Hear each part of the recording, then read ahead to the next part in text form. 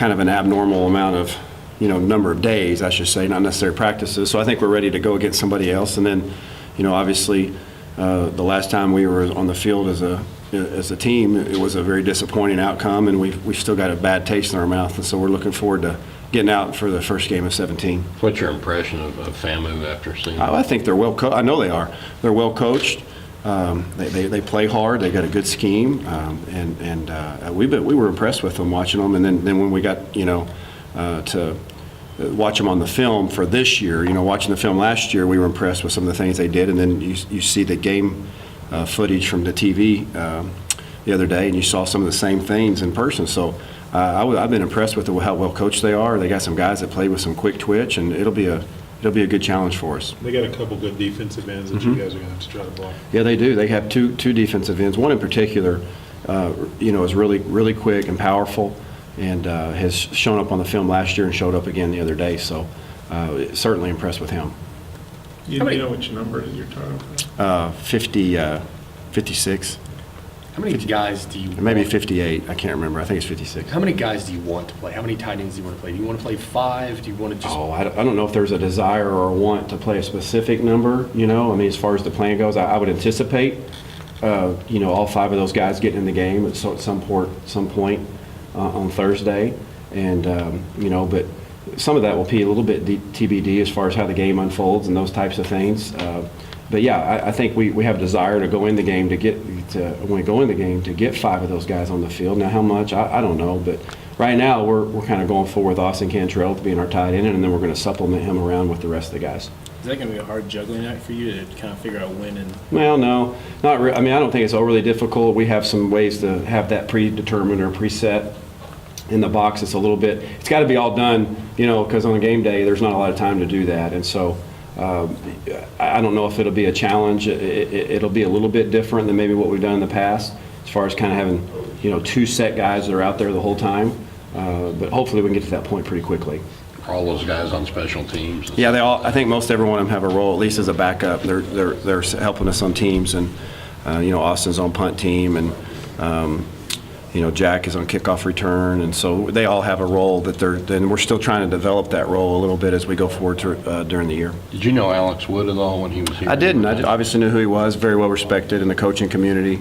He's doing a good job with his team, and so I'm sure it'll probably be a little bit, fun for him to come back, and he was part of a lot of good victories and a lot of good time here in Arkansas, so we have a lot of respect for him. Is there anything you got to say to these guys at this point about getting them pumped up to play? No, I don't think so. I mean, it's game 1 of 12. You get 12 guaranteed opportunities, and we've worked awfully hard, like everybody in the country is. It's a time of optimism, a lot of excitement around about starting the season off. So I think our guys will be, laser focused and ready to go. And I know as a staff, we're anxious to see our team play.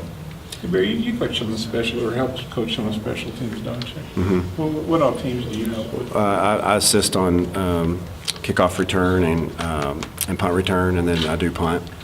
It's been a while since Arkansas. Well, it hasn't been a while since Arkansas returned to punt. It's been a while since Arkansas returned to punt for a touchdown that counted, because Gotcha. the last 2 years in Little Rock got flagged, and then it's been a while on kickoff return. Okay. Yeah, your guys' kickoff return average last year wasn't the best. I know a lot of stuff goes into Right. that, but Reggie, I guess he kind of runs kickoff return. He was saying he thinks you guys have some better athletes on there for blocking. And Yeah, I think obviously it's been a point of emphasis for us. All of our teams are.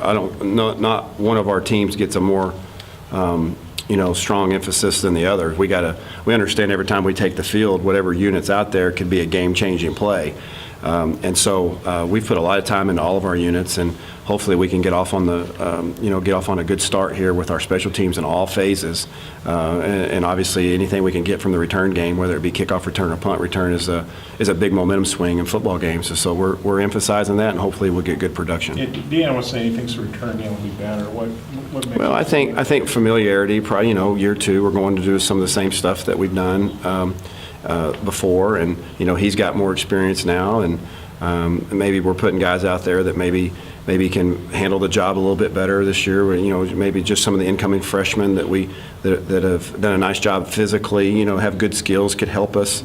There's techniques there too. We spend a lot of time on techniques and assignments because the fundamentals there are just as important as they are in offense and defense. Brett told us last week about Grayson Gunner.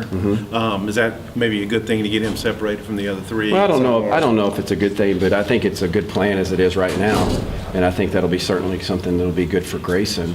I think people lose sight of it. You know, it's hard to put your finger on it or put the value on. You know, he's had two injuries 2 years in a row where it's impeded him from developing physically and, you know, in the bench and some of the upper body development. And he's battled and scrapped hard despite that, but we think he could really benefit from some of those types of things. So I think it's a good thing for him overall. So he had the shoulder after last season. Did he have something after his senior year in high school? He did. He What- had a shoulder as well. Oh. Yeah. Yeah. Different So- shoulder? Or Yeah, so he's had some lingering issues there, and but I think he's patched up. He feels better than he's ever felt before. He's on the very much the right path. I mean, it's not been something that's impeded him at all. I mean, he came in last year and played. You know, they did a nice job in his recovery and all that type of stuff. And so it's not that he hasn't been fully, you know, rehabbed and done those types of things. It's just, you know, you need the strength development. Everybody does in our program. So I think that'll be something that'll serve him very well, because we certainly really love everything about Grayson as a person, as a player. They listed as a 4-3, but is that like a true 4-3, or do they have? Yeah, I think they're like anybody else. They're multiple. I mean, nobody hardly in football lines up and says I'm a 4-3 and plays 4-3 every down. They're going to move. They're going to change the front. They're going to manipulate their people.